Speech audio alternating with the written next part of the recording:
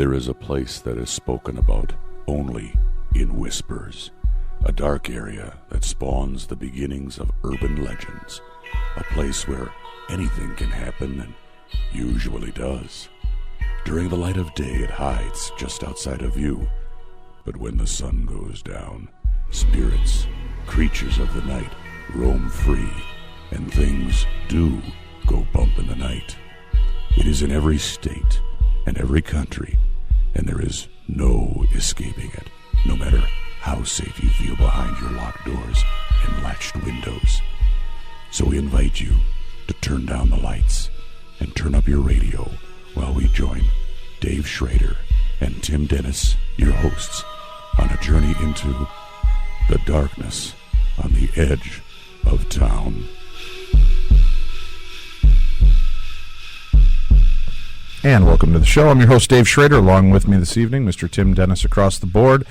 As always, in studio tonight, we have a live special. Normally, we don't have our guests in studio with us, so it's a pleasure when we're able to bring the guys in. We have Chris Fleming and Patrick Burns from Haunting Evidence and Dead Famous are joining us this evening. We're going to talk about the event that we just did here this weekend at the Palmer House. We're also going to be talking about the use of psychics and sensitives on a paranormal investigation, and are we becoming too reliant on technology? We'll get into that. We'll also talk about Cloverfield, the movie we went out and saw today. I just want to tell everybody that joined us at the Palmer this weekend, thank you very much for coming out. We had a great time. It was good to hang out with you all. We look forward to hanging out with you more. By the end of this week, we will have some new trips up on our site at darknessevents.com, so you're going to want to check that out, www.darknessevents.com. And tonight we're doing something special for those of you that are tuning in and didn't notice our bulletin. We are doing a live webcast of the show, so you can actually go to paranet.tv. That's Paranet.tv, paranet.tv. Click on it and you can watch the show live as Chris, Patrick, Tim, and I are right here in the studio. We'll be doing the entire show with the webcast, and we'll also be taking your questions from the chat room. So come on into the chat room, have some fun with us. We got about 51 people in there right now. It's a good chance to meet some other good people with similar likes and interests in the paranormal. We'll get started off with the show here. Let's talk real, guys. Just before we get into the rest of the trip, we all went out and saw Cloverfield today. Mm-hmm. Yep. And for the people that are not familiar with what Cloverfield is yet, Cloverfield's kind of like a new Americanized version of a Godzilla-type movie, mixed with a Blair Witch element, the documentary-style filming element.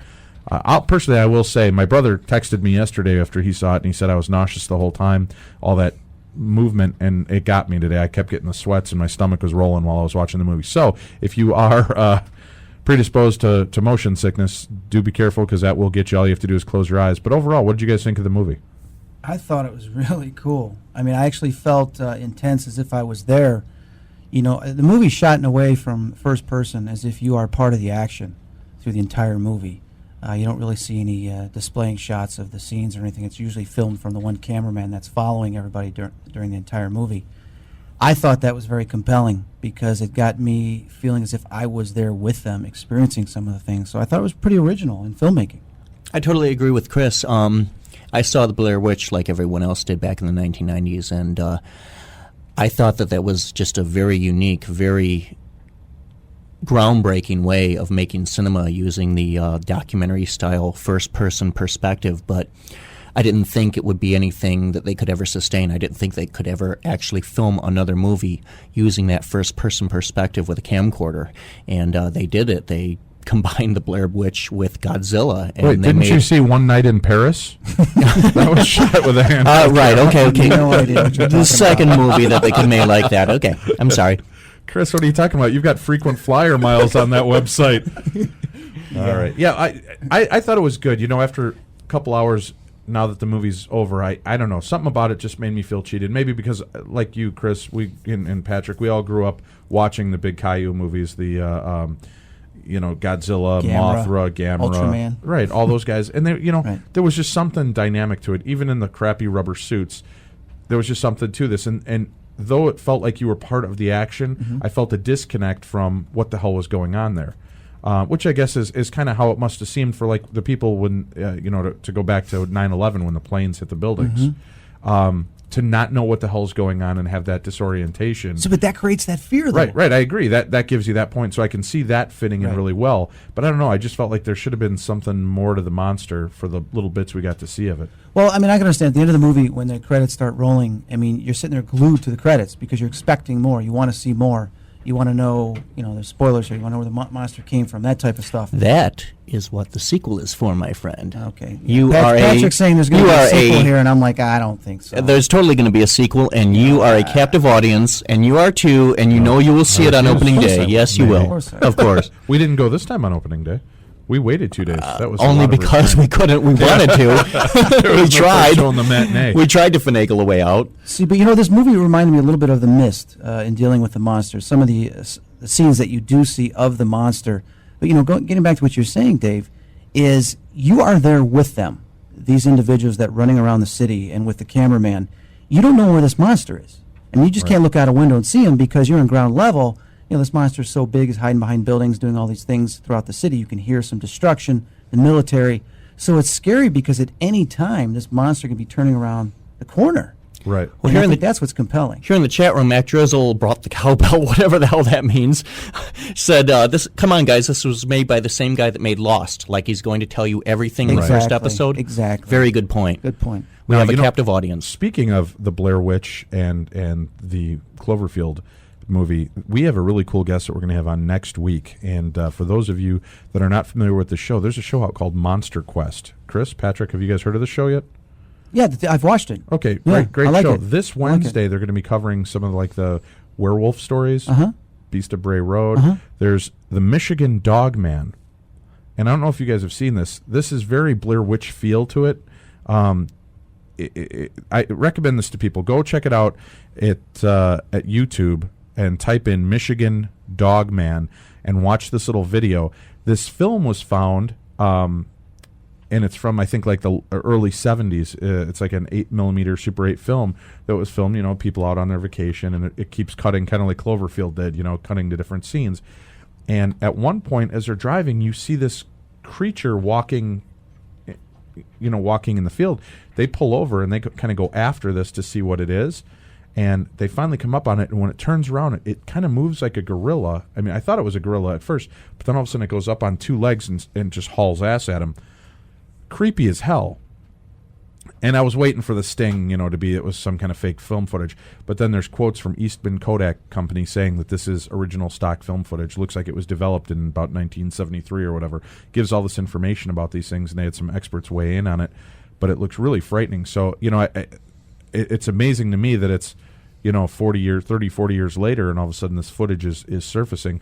But we're going to have the guy on our show next week. His name is Steve Cook, and he's going to be on our show talking to us about the Michigan Dog Man. We're going to talk about some of the other creatures that are out there. But I wanted to mention that since we're kind of talking about this whole handheld film deal. So again, for people that are out there and interested, people can also go to the website and look at his information, which is Michigan-Dogman.com. Again, that's Michigan-Dogman.com. And it's a great little bit of video. It's very compelling to watch, so check it out during commercial break or something during the show here. Again, if you're listening in right now, you can listen in live. You can also watch us at paranet.tv this evening. For those of you listening to the archive version of the show, unfortunately, there will not be an archive version of the video, so that will not be up. Patrick is recording the video of tonight's deal, but that'll just be for us to, look at and have fun with in the future. I don't know that we'll ever actually air it anywhere again. So this may be the only time you see us all live doing the radio show. Why not, Dave? Well, let's talk, guys. We're going on a year together of doing events. This January, as a matter of fact, it's been 1 year since we did our first event. We did the Queen Mary last year in Long Beach, California. And since then, what have we done? Eastern State Penitentiary. Chris has been there. Waverly Hills. We've done Stanley numerous times. Queen Mary again. We've just done the Palmer House.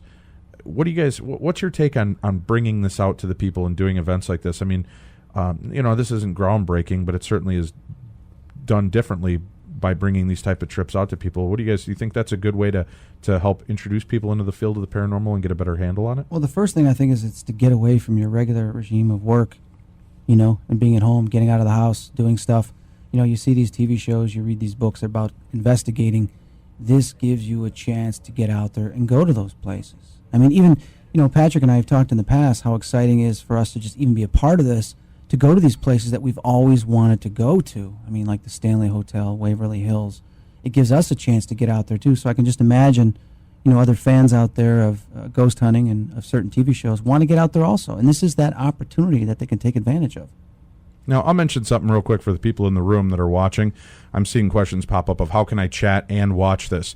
If you go up into the corner of your screen and minimize the screen, not all the way, but use the little double boxes to make the screen smaller, and then get your chat box up and make that screen smaller, and then grab the sides and drag them in. You can actually have them. I had them on my screen earlier, and I'll even do that while I'm talking here so Ben can show people on video. This is Video Professor by Dave Schrader. Yeah, exactly, but it's just a quick way to do it so that way everybody can the chat DVD and watch what's going on. Will be available after the show. Exactly. And I'll go to Paranet.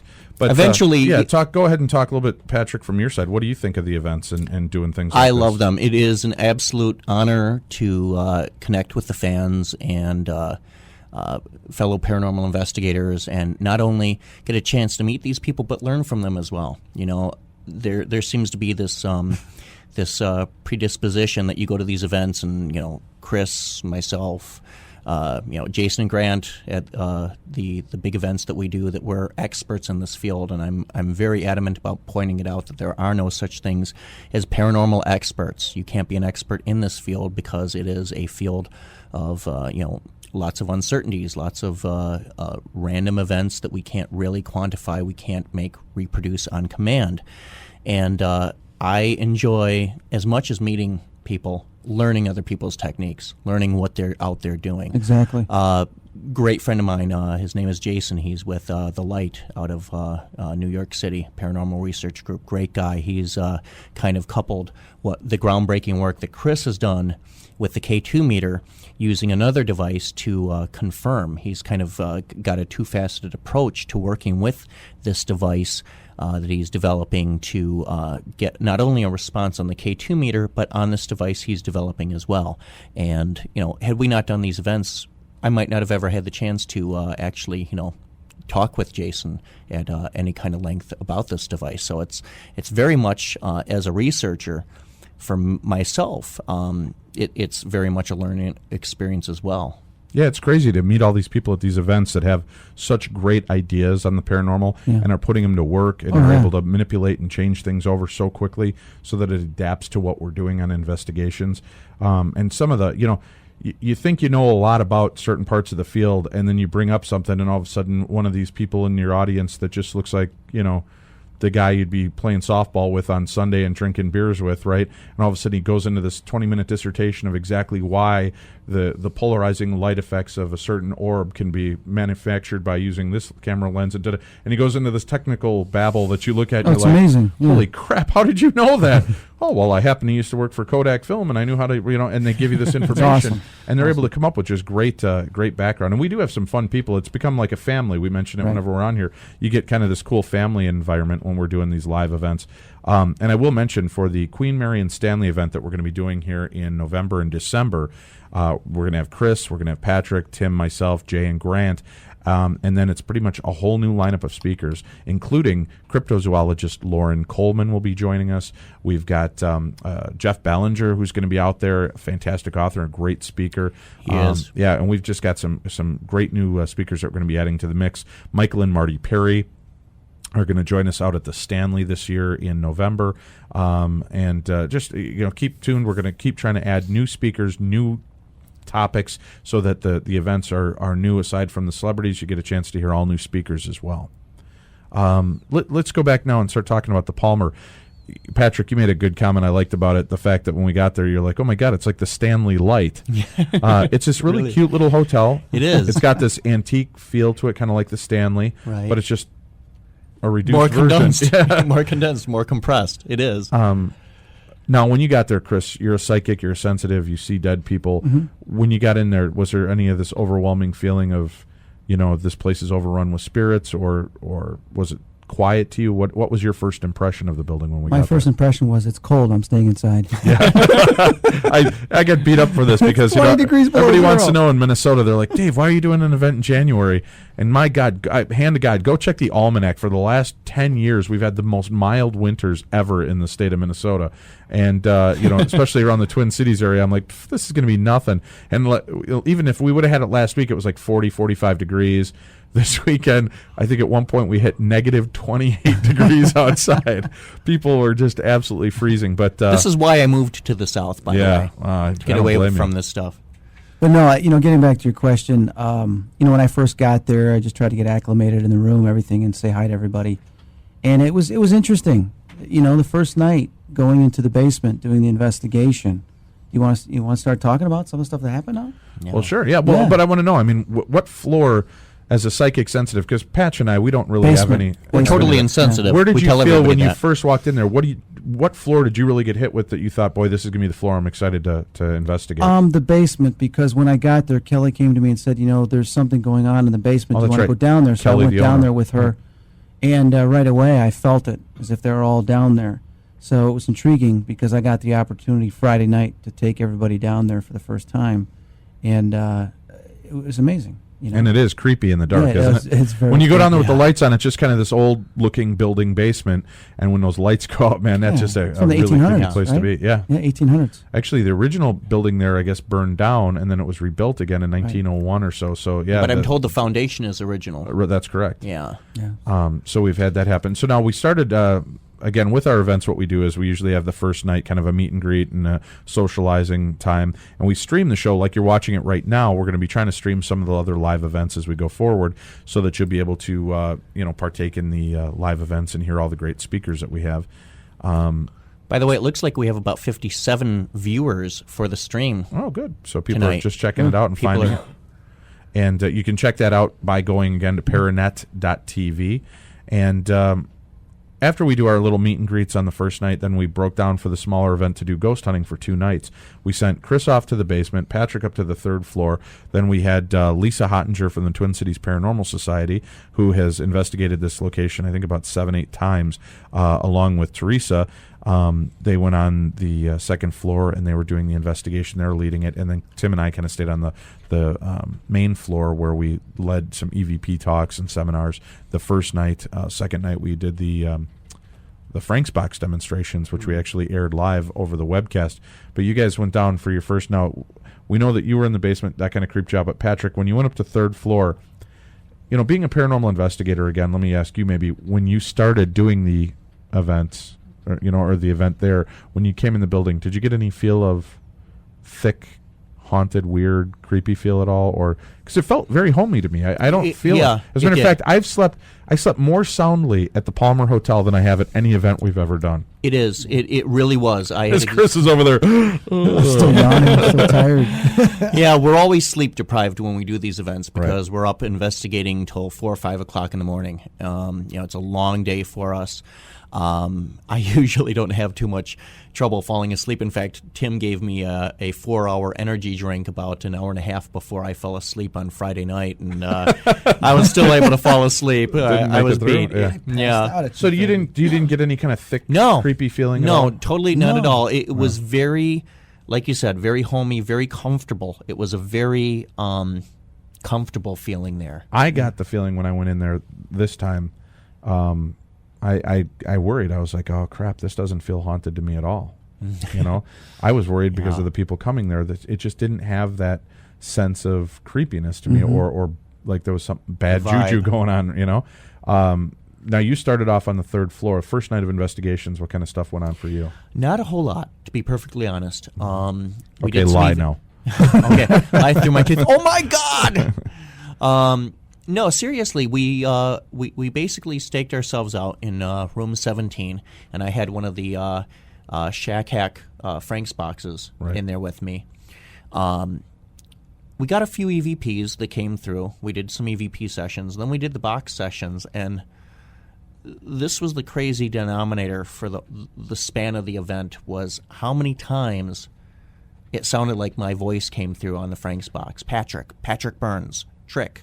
You know, they call me Patch a couple of times. I mean, not only the floors where we were doing the box sessions, but like you said last night, when you were in the on the first floor. Right. While you were doing an investigation somewhere else, I said, do you like the ghost hunters here? Who do you like? And it said, Patrick. Aw. So it called you out. I said, what'd you think about Chris? Patrick was its answer. Ben was in there. Remember that, Ben? It was funny because it was like, it didn't, yeah, your little ghost friends love you, Pat. Either that or they want to kick my ass later. I haven't figured it out yet. So did you guys get any evidence aside from, and it is weird because the Frank's box actually called out Patrick Burns, and we've got that on audio. I think Tim's working like a devil to try to find the EVP on that, right, Tim? Did we ever get that emailed over to us? Which one? The one that the box calls Patrick Burns' name? Yeah. Okay. Kitty just said, yeah, she got tired of hearing my name called out on the Frank's box. Do you have that one handy, or is it available to play, Tim? Yeah. Why don't we play that before we head off into the first commercial break? So we're going to do this. Now, this is the first night of doing the Frank's box for you, and you turned it on, and I think it has you asking, do you know who I am? Do you remember my name? Right. Let's see if we can get this. Hold on. Hang on. Yeah. Are there 10 spirits down here? Hello, Patrick. I said, hello, Patrick. Oh, that wasn't the one I was thinking we had. The other one is Patrick goes, do you remember me? Do you know my name? Patrick Burns. Yeah. And then there was another one. I turned the box on, literally, and I opened my mouth. I was getting ready to say something, and it said, hi, Patrick. And I was like... Well, that's interesting. Bill Murphy has mentioned to us that the boxes seem to take ownership of us after a while, and they will start referring to you. I gave you a box, Chris, for Christmas, and I gave it to you at the Palmer. You said you turned it on, and within a few minutes it said your name. Yeah, it was awesome. Well, let's take our first break. You're listening live, and for those of you in the live video stream, you'll be able to still see us during commercial break. Otherwise, we're going to go to commercial. We'll be right back with more right after this. It will keep you on the edge of your seat. I must have drank me about 15 Dr. Peppers. I gotta pay. Just don't get any on the floor. Hurry back. There is more to come from the darkness on the edge of town. When Dave was a young boy, he once awoke to find himself staring directly into the eyes of a shadow person. Turns out it was just his life-size cardboard cutout of Donny Osmond. Go away, let go.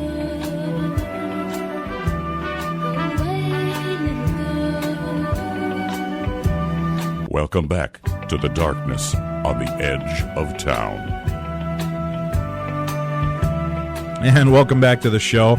And for our dear friend Lisa with TCPS, yes, Lisa, honey, we know that. We already told people that they can see us during the commercials, but thanks for giving us the heads up. We'll talk filthy during that, as long as we're not on the air doing naughty stuff, right, Tim? We're back on the air.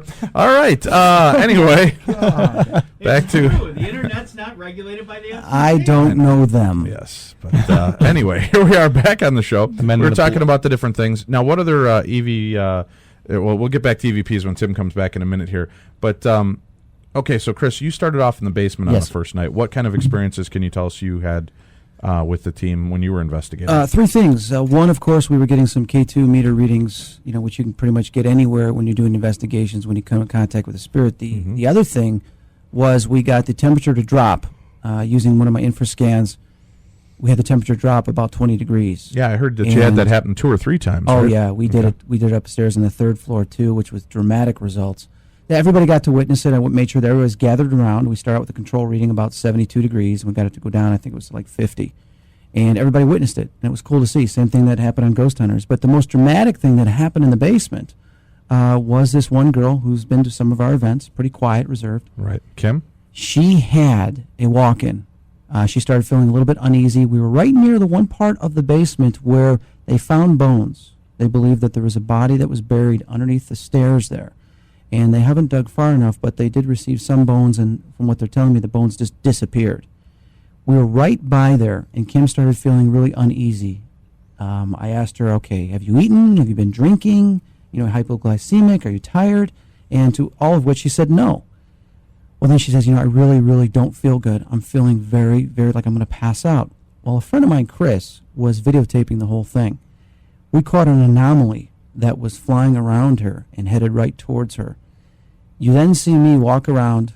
I grab Kim. I'm holding her. I said, it's okay. Just relax. Just relax. All of a sudden, Kim passes out.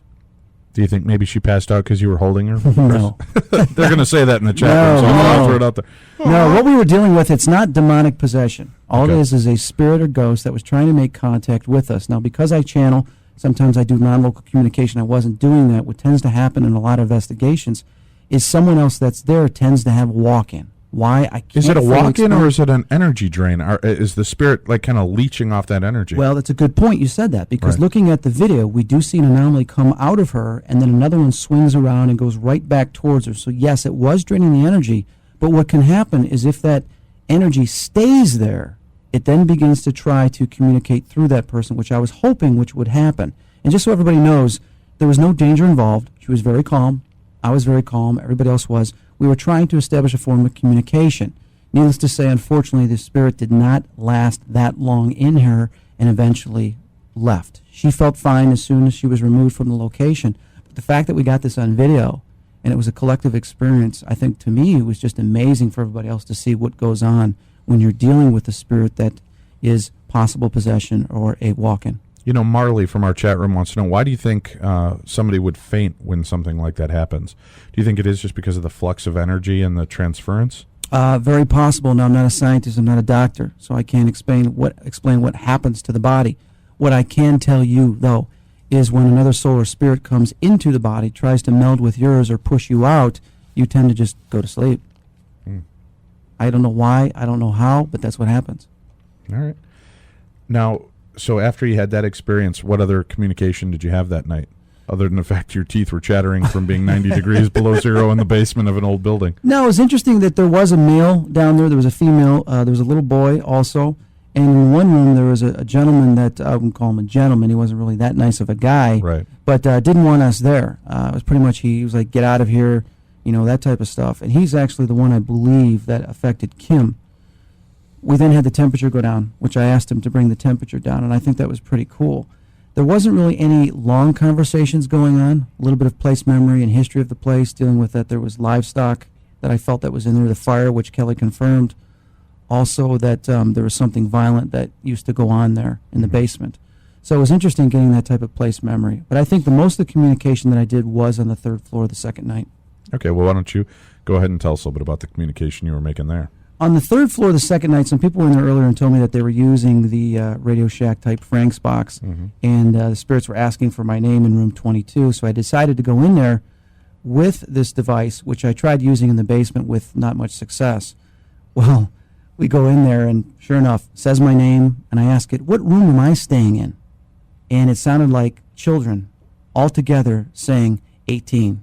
That freaked me out. It was clear as day. Everybody in the room heard it. We were going around the room having people ask questions. One gentleman says, what's my name? And all of a sudden the voice goes, Timothy. And his name was Tim. So what was compelling was that it wasn't just responding to me. Anybody else that was in the room that was asking questions was getting answers. And they were very clear answers. And the interesting thing was one individual said, who's going to be the president of the United States? And it said Clinton. Okay. Well, you know what? Something I'm interested in with this, and let's at least mention this to people as we keep talking about a Frank's box. For some of you that are still not familiar with what a Frank's box is, it was created by Frank Sumption. He received messages on creating this communication box that would actually scan AM or FM radio frequencies randomly, and as you would ask questions for it, it would essentially, the spirits would piece together sounds and voices and words to create an answer for your questions. And he was getting great results. Frank makes the boxes. He does not sell them. He gifts them to people. Then there is what is it? I guess there's a new version of the box that's being made commercially, and it sells for about $400. Well, Radio Shack also has an AM/FM radio scanner that if you learn how to do this, you simply take it apart, and there's a mute pin. If you can break the mute pin off and put it back together, it'll continually scan up and down the frequency in the dial, so that way you can try to make communication and ask questions. Well, we had, I think, 3 or 4 of these on site with us at the event. We had one in the main floor. The girls from TCPS had it on the second floor. Chris had one up on the third floor the second night, and Patrick had one down in the basement. So we were Frank's boxing the entire place just to see what we could do. Now, we had some interesting results. I know in our exploration of it the second night, Tim's a big skeptic about the box, as am I in some ways, But one of the interesting things was I said, can you, because it was calling off names for everybody else, I said, can you tell me my middle name? And it clearly yelled out Warren, which is not a real normal middle name. It's not names that you hear that often. And even Tim heard it say the name Warren. So that was kind of interesting. And it would call out for Patrick. And I'd like to talk to Bill Murphy if he's in. Maybe he can call into the show in a little bit. One of the things we noticed that's so strange, and Chris, you've talked to a lot of spirits. Cursing doesn't seem to be such a big thing, but on these Frank's boxes, these guys swear like sailors. Worse than Tim and Patrick a few minutes ago. I mean, what do you attribute that to? Well, first, just to kind of compliment what you were saying there, I wasn't too sold on it. At first when I turned it on, I got my voice, and then when we went up to the basement and then first went upstairs, I was getting a headache from the darn thing. Where it's scanning all the channels, and I was like, oh, this is such a waste of time. But when we went into room 22, when it was being specific, my sister's name, I even said, okay, what is Dave's last name? And you heard Schrader. It's amazing that this stuff is actually picking up information. But the problem that you can run into, no different than the Ouija board, is you are going to get some low-level entities that are going to be pushing themselves through, going to be realized that there's a form of communication going on. They're now going to start coming towards wherever that light is, that energy is of the communication, and they're going to start speaking through it also, because we had a lot of F words come through there, swear words. And I said, hey, what do you think about this? And said, creep. Just start saying, negative things. Right. When that happens, you don't get scared, you don't freak out. You just set parameters. Say, listen, I don't want any negative stuff coming through. I want some good spirits of the light, whatever, spirit guides to kind of help. Right. You be specific. Set down what you want, and then most of the time they're gonna go away. They're gonna be pushed out. Okay. But because like I said, that was just crazy that the potty mouth boxes were really going pretty hard and heavy last night. Now, doing an investigation at a place like the Palmer, a lot of the people always want to know, how in God's name are we doing an investigation with, when we bring 100 to 200 people to an event. When we do our larger events, what we'll do is we usually break the event over 2 nights for the ghost hunting. We take 100 people ghost hunting one night and the second 100 the second night. We then break those groups down into smaller pods, so there are between 20 to 25 people in a pod that go off. Like one group will go with Jay and Grant to the concert hall at the Stanley. One will go to room 217 with Patrick. A group will go with Chris to the 4th floor at the. We'll go to the 4th floor with one of the other ghost hunter teams, and that's the way it works out. And then people break up into smaller pods to investigate. But a lot of people tend to believe, guys, that if you have a lot of people there, no activity is going to happen because there's just too many people and stuff going on. What do you guys make of that? I mean, we've had some crazy results with 100 or 200 people on an investigation. What do you attribute that to? Pat? Gosh, I don't know. When I do my own investigations with my own team, I prefer a smaller group of people because it's just that much easier to keep tabs on who is where. When you have a large group of people, in my opinion, anything over about half dozen people, it starts to become a nightmare, a logistical nightmare to try and keep track of where everybody is. But on these events that we do at the darkness events, everybody is surprisingly well behaved. They listen to our lead when we ask them to stay in one location, when we ask them to keep their voice down when we're trying to record an EVP session. You would never know. We have 25 people in this room when we're doing an EVP session. Maybe this is attributable to the fact that as this has become more and more of a common hobby among a lot of people, maybe more and more people are starting to understand the protocol that we ask of people when they investigate. Maybe this is just a sign of the times, and we're getting a better crop of paranormal investigators. But I have some horror stories in the past within my own Ghost Hounds organization, where a group of 10 people, it sounds like a group of 30 people. You just can't get them to shut up. But at the darkness events, it's been great. That's because we use tasers and mace. Yeah. Keeps everybody in line. And duct tape when all else fails. Chris, do you think it's because of, Yes. Do you think it's because of the energy we bring to this, that amps them all up? Yes. I've talked about this before when we first started doing these events. Why do these things happen with all these people? And the thing I have to tell you is, and I'm not saying this in an egotistical way, sometimes it even surprises me, and I get very upset when nothing happens, is that many places that I go to, things happen. I've talked to many people who have the same thing happen. And one thing I've noticed about Patrick has things happen all the time too. I think that's because we become open to it. We believe, we know, we're experienced in communicating with the spirits at some level, whether scientific or psychic. They're attracted to that. They understand. So if we walk into a place where they normally don't communicate with people, and they see us communicating with one spirit or attempting that, they recognize that thought pattern, they recognize that energy, so they approach us and say, well, listen, I want to talk to you. Oh my God, you know I'm here. You're trying to listen to me. I want to tell you something. That happens. Well, what do you guys make of the fact, we automatically go to the assumption when somebody gets poked or their hair gets pulled or they get pinched or punched or whatever, that it's automatically a demon or a malevolent spirit. Bullshit. Why? Bullshit. Why?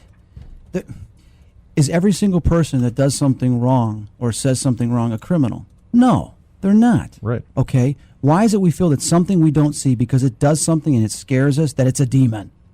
It's not a demon. Get that out of your head. I don't know who's putting that in people's heads, but stop it, because that's not true. The only thing that is a demon is a creature that has decided, or entity, to take on that responsibility or that form. There are many spirits out there that are earthbound, that are confused. Some just trying to get our attention. If they slap you or they touch you, they're not a demon. They're just trying to get your attention. Right. That's what I wanted to mention. It's very childlike. I mean, it's like, this is all I can do. Exactly. Because how many hundreds of people go into these locations and we all ask the same 8 stupid questions. Is there anybody here that wants to talk? Is there anything we can do to help you? What can we do for you? And none of us hear them. Does that frustrate the spirits on the other side when people try to communicate and don't hear them and don't see them? Of course. But talking about when I first went to Eastern State Penitentiary, we did Dead Famous, and I got terrified because I had a camera in one hand, a flashlight in the other hand. They both went dead in this dark, dark corridor. I felt all the spirits around me, the entities and everything. It was scaring the heck out of me. I ran out of there and I said I was afraid to go there. I thought they were all bad spirits, this and that. We went there for the darkness event. I hung out there a little bit by myself with a couple other people. We saw the shadow people, which was just amazing, seeing these shadows go back and forth. And I realized that a lot of them were just misunderstood. They were stuck there. They were confused. They had psychological problems when they were in the physical form, still were a little messed up mentally as spirits. They weren't evil. They weren't demons. What was I afraid of? I was afraid of that which I did not understand. Right. I was afraid of the dark because everything went out. They were just showing me that they were there, probably wanting to communicate, but I didn't take enough, take an opportunity to actually talk to them. I just ran out of there.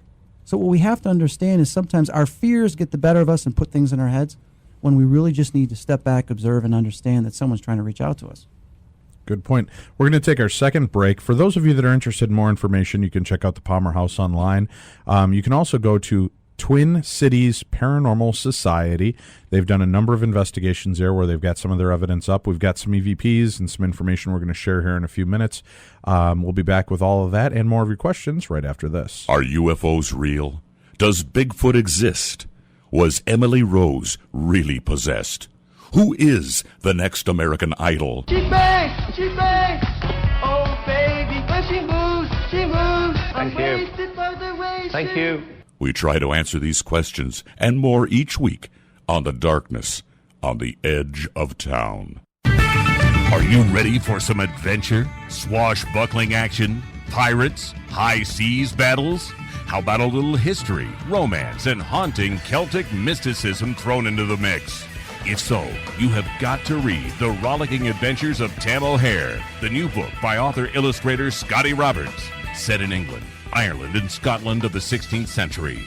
Irish Lord Tam O'Hare sets out on a quest to find and rescue a little girl from the hands of the fairy folk of the Dark Shadowlands. On his way, he runs headlong into adventure and intrigue from all quarters in the form of wolves, foxes, and pirating rabbits. Oh, and did I mention Tam O'Hare is, well, a rabbit? This book will not be available in stores until late this fall. But you can get your advance copy of The Rollicking Adventures of Tam O'Hare now by going to www.tamohare.com. That's www.tamohare.com. The Rollicking Adventures of Tam O'Hare. You'll never trust a raccoon with a sword again. You hear footsteps and things bumping and banging in the middle of the night. Could it be paranormal activity? Or is it just Dave and Tim raiding your fridge? Beer. Strange things happen in the darkness on the edge of town.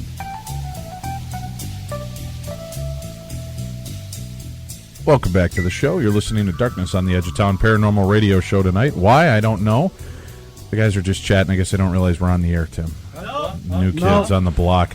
We're going to be doing the live... They do podcasts, too. I know. What's up with Yeah, that? We got a live show going on here. Again, this is why we don't usually do live shows in the studio with our guests. They're crazy men.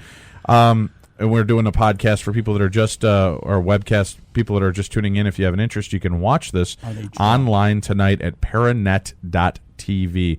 Chris, let me mention real quick for you, how can people get a K2 meter? We have a lot of people in the chat room that asked about K2s. Just go to my website, unknownmagazine.com. You'll see the little graphic and banner there for getting it to K2. And the one thing you need to know is I've got special instructions that I had printed and created on the technique and methods I use that are very important. That is the method and technique to use to communicate with the device. Otherwise, you just go walking around. You have no idea why it's blinking. And also, so it's keep that in mind. in Korean. Yes. It's not in Korean. And guys, no pressure, but my 5-year-old son said, Uncle Chris, Uncle Patrick, Uncle Chick, no more swearing. Yeah, Tim. See what you started? Nice. Shucks. Oh, hey. Sorry. Oh, God, we need help. And no, we're not drinking. We're drinking soda pop. Yeah, as Yeah, far as they know. right. All right, so what Speak for EVPs yourself. do we have set up there right now, Kidding. Timothy? Just one. Just one? What do we have set up? All these people tell us they're going to send us all of these EVPs, and then they don't come through I for know, us. what the heck? They'll Come on send now. them with, It's a shame. 20 minutes left in the show. Exactly. Yep. This one actually was captured. Trying to remember what part. Answer your phone. And again, remember, it's TwinCitiesParanormalSociety.com. Again, TwinCitiesParanormalSociety.com, and you can hear a bunch of their evidence and some of the EVPs that they've collected. We'll be shooting over some of the EVPs that we've got to them so they can put it up there as well, since they were part of the investigation this weekend. I don't remember this off the top of my head, so I got to look at it. Okay. Just go ahead and just hit it. Let's listen to it. No pressure, man. Let's see. Maybe I'll remember the story if we... All right, hold on. All right. Here we go. Dude, I need a beer. I need a hard cider. There it was. It was right after she says, I need a hard cider, which is what all good paranormal investigators should say, right? Right. What was the thing that it said, Patrick? Do you remember that? Right after I need a hard cider, it's like so cool or so good or something like that. So do I, or so good, yeah. I think it was so good. So hit it one more time. We'll play it out. Dude, I need a beer. I need a hard cider. So good. Yeah. So happy. So happy. That's what it was. Okay. Whatever. So we've got that. And then I've got, I don't know if I can find That's what you think, Tim. Let me see. I'm just going to use this clip from now on when Patrick speaks. Dude, I need a beer. I need a beer. I need a beer. Let me see if I can. I don't need a beer. I need a hard cider. Dude, I need a beer. All right, Tim, I'm going to try to pull up this other one that was sent to us. This was actually gathered in September at the Palmer House, and this was done in the lobby. This was kind of a creepy little EVP, and they were willing to share it with us for the show tonight, so I'm going to play it, and it's the classic Get Out. You'll hear her kind of talk for a few seconds. It's kind of a weird buffering thing on my computer, but then all of a sudden you'll hear, Get Out. And this was in the lobby, so let me pull this microphone down. Look where he's putting it, Jeff. Look where he's putting it, Jeff. Look where he's putting it, Jeff. What the heck? That is called a feedback loop in radio, kids. All right, ready? Here we go. Off your sound. Here we go. Ready? Make that present known. Now would be an awesome time. Can you hear that? Make that present known. Now would be an awesome time. That is creepy, isn't it? Let's Get Out, yeah. Get Out. Your phone is farting again. I know. Can you guys hear that? One more, Get yeah. Out. One thing that... Hang it. Now would be an awesome time. Can you hear that. So that's a pretty clear one, and that's right in the lobby of. Yo! We've got sound effects coming from everywhere in the studio tonight. There is one thing that I want to point out, guys. Those of you that are watching the webcast, you are listening to this broadcast through the built-in mics on the camcorder. That would explain why you're not able to hear the EVPs that Tim is playing. If you want to hear that audio portion, mute the sound on the webcast and go and listen to the live stream on Darkness Radio. Do I need a beer? Nice. Do I need a beer? Yes. Do I need a beer? Now, what is the? Who was that? I can't remember. I think it was. Her name is Heidi. Heidi, Okay. right? Was down investigating, and she was able to get that. I'm just curious, what can we do when we're investigating bigger places like this? If we get a voice that says something like "get out," right? I mean, is that something that we should address with the spirit? Do you just get out? Do you respect that they don't want you in their space? It's simple. If anybody's seen the movie The Others, you can kind of get an idea. But what you're dealing with is Was imagine. you call Nicole Kidman? No, you walk into someone's house. Just walk into someone's house. What are they going to do? They're like, hey, get out of here. I don't know you. Just get out. You're in my house. You're dealing with a spirit, okay, a ghost that's no longer in the physical form, but still thinks it's alive or is still living there. That is its home. You're walking into its home, which, of course, is a disrespect if you go into somebody's house. They don't want you there. So, like, get out of here. You're bothering me. You're bugging me. You're an intruder. That's why they say that. So you think it's just a knee-jerk, hey, kids, get off my lawn kind of attitude from totally. these guys? Most of the time, So do you ever, when you get the bad comment like that, do you ever turn it around and say, why do you want me to leave? Yes. Is there anything I can do to help you? Yes. Do you, and have you gotten conversation and, Yes. and from there? Sometimes it's like, no, I just get out of here. I don't want you here. And start screaming and yelling. And then you have to break down through that point. Doesn't always work, but sometimes it does. All right. Patch, how about you? I mean, when you do these kind of investigations and you run against a nasty spirit like this, what do you feel is your active response to this? Should you just pick up and get your ass out of there and leave them alone, or should you try to communicate with them further? Well, so I know there's two different mindsets on this. Respect what the spirits ask, right, or confront them and try to deal with it. Well, to be perfectly honest, Dave, I don't know if it has to do with the energies that I attract towards me. I don't know if it's dumb luck. I've only had one or two instances during investigations where I believe I have actually encountered something possibly malevolent. Did an investigation in a cemetery a number of years ago in Georgia, and didn't appear that anything was going on there at the time we conducted the investigation.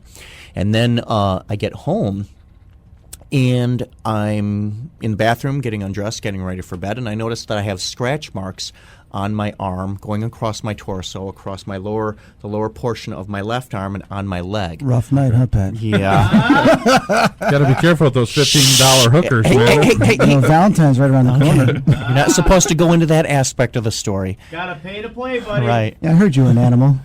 Not just a hedgehog, but an animal. Right.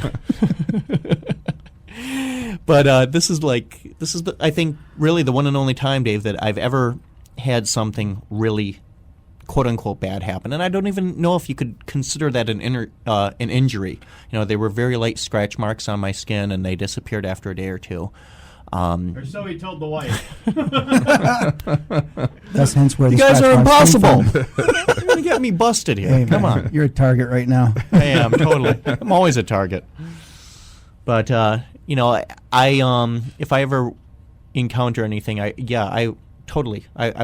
think my next step would be to try and, say, hey, do you really want us to go, or is there some way that we could actually help you? Patrick, you should know by now, no means no. Maybe that's why you keep getting scratched. Trying to score.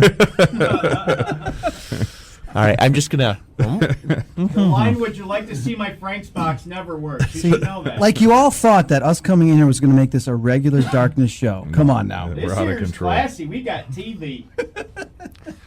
On that interweb thing. Things will never be the same. Now, do we have questions from the chat room as well, Tim, that are popping up to you? If you have a question, it's a lot easier if you PM them to Tim so that he can go in there. He's under Darkness Radio Tim.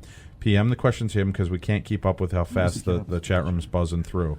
So please just PM the questions over to Tim, and he'll get them taken care of for you. Papa Eclipse actually has a question. He wanted to ask if a child dies, wouldn't they still be a child as a ghost? Yes. Not necessarily a demon. Yes. Okay. Once they cross over to the other side, move into the light, they can take whatever form they want, namely an adult. Okay, I think you already went over this one, but Belle also thought that when she was at the Palmer a while back, she found it to be a really peaceful place. Did you find anything or think it was ominous there, or was it exactly as she found it, relatively peaceful?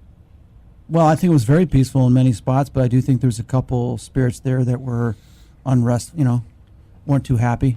But that happens in a lot of places. Chris, when you run against a spirit like that at a location that's like an overlord spirit that seems to be controlling or a negative influence on the other spirits, do you ever feel it's your job to try to combat that spirit and move him on, get him out of there? Not necessarily. I know we talked about this earlier today in front of everybody. Is sometimes you're going to be dealing with a form of karma, spiritual karma that we don't understand. I mean, I don't care who you are. You just can't go in there and say, okay, there's a spirit here that's angry. It's holding this other spirit here and not letting them cross.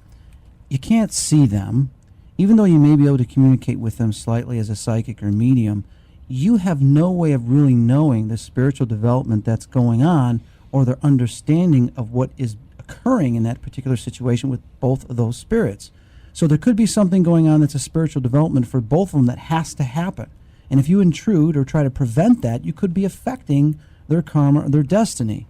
So I think what you have to figure out is if it's causing problems to people in the living that are still there, and if there's many other spirits that are being held there by this spirit, then maybe then you need to get involved.